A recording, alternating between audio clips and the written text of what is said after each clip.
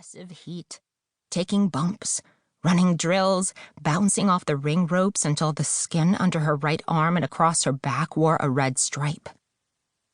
After the brief shock of the bump passed, MJ stood up as fast as she could. She grabbed the ropes and began running in place again.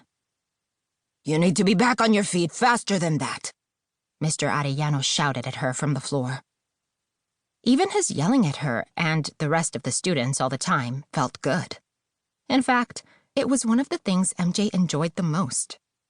It was the first time in her life that someone yelling didn't make her feel smaller, didn't make her want to shrink away from the source of that yelling and hide. When Mr. Arellano shouted and cursed at them, there was no anger, but there was also nothing held back. He treated his students like adults, even her, and that was the part that felt good. "Bump!" MJ planted her feet and let herself fall again, welcoming it, gravity guiding her back to the warm mat that almost seemed to hug her, like a friend. As she landed, MJ could barely remember her life before the ring. Or maybe she just didn't want to. A month earlier. Everything hurt. That was what MJ quickly learned about being 12 years old. Even if the big hurts were fewer and far between, every day seemed to be filled with little hurts. When the rest of the team had a sleepover and didn't invite you, it hurt.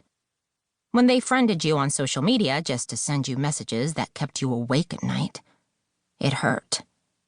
When a group of older girls shoved you into the lockers as they sprinted down the school hallway, it hurt. When you woke up in the morning and remembered what yesterday was like and you knew today would be more of the same, it hurt. All those little hurts added up quickly until they felt like carrying a big concrete block you couldn't put down. MJ always kept the blinds in her room shut tight, as tightly as she could pull the rough drawstring. It wasn't that she didn't like light. She didn't like sunlight. More than that, she hated the way the world looked in the sunlight, and the way she looked. Sunlight was too bright. It was too honest. Everything showed in it, especially imperfections, dirt and dust and stains on furniture, and scratches and bruises and bumps on skin. The fake light from lamps was more forgiving. You could hide things in the soft, muted glow of fake light. Sunlight was like the harsh stare of the kids at her school, always looking for weaknesses in everything and everyone they saw. So it was dark when she woke up that morning, and she liked it that way.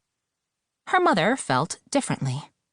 She marched into MJ's bedroom at 7:01 a.m., just as she did every morning, ignoring MJ stirring in her bed and walking right over to the window, snapping the blinds open and letting the sun invade every corner of the room.